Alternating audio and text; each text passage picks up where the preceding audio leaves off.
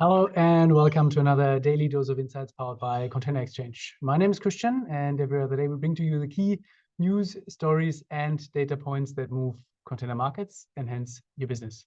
Today it's Monday, so we have our Macro Monday coming up, where we give you a very quick overview of the key macroeconomic indicators that are moving the economies this week, and specifically container and freight related markets. Giving you a quick guideline here on Tuesday, so tomorrow, building permits and housing starts in the US are released, or the new figures are released, with improvements expected versus the previous reading, and then in line with better than expected retail sales figures that were published back in May or the May figures, which were also a positive surprise. So this sort of bodes good news for the US economy, which of course is something that we can all cherish. On Wednesday, then, we have the year-over-year inflation rate update from the UK. Slight decrease expected versus the previous reading. So the forecast is that the number will come in at 8.4% versus the previous number of 8.7%. And that, of course, will have an impact on the interest rate decision on Thursday, which is here the next bullet, where the Bank of England is expected to raise their key interest rates from 4.5 to 4.75% by 25 basis points, because the inflation rate is still sticky and relatively high.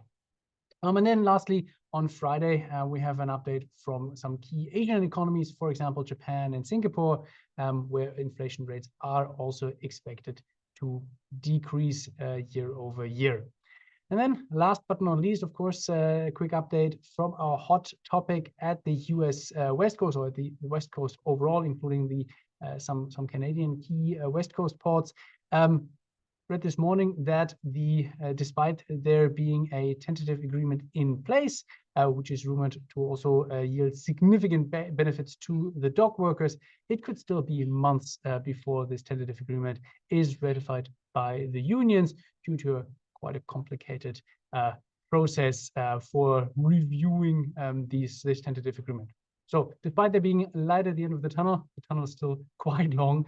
And of course, this still has us on the edge of our seats, observing the situation very, very closely, because that certainly has an impact on supply chains now in peak season or going into peak season. That's it from us for today. I'll see you all back on Wednesday, then, with a quick update on specifically the container trading market. We always look at our exchange sentiment index and core trading markets and market prices for containers worldwide, of course, leveraging our insights product. If you want to see more, check out containerexchange.com/insights. There we also publish every second day, in line with this daily dose of insights. We publish a quick press review that outlines key news and developments across the maritime industry, specifically container markets. Check that out. If there's any questions, please do let me know. I'm happy to discuss, and of course, happy to get your comments under this video. Thanks so much, and see you all on Wednesday. Take care.